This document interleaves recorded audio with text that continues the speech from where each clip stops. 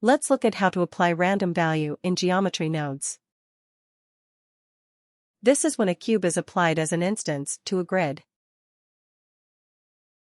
If you want to apply various rotation values that are not uniform to each of these cubes, you can use utility, random value node. If you want to vary the size, you can also connect it to the scale socket. Try connecting a quadratic Bezier instead of a cube to the instance.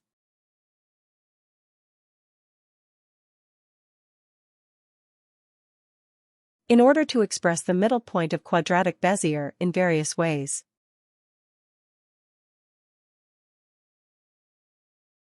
connect a random value node to the middle point.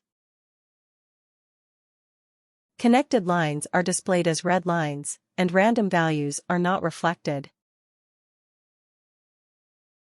Assigning a random value to the object itself to be used as an instance does not seem to be supported yet.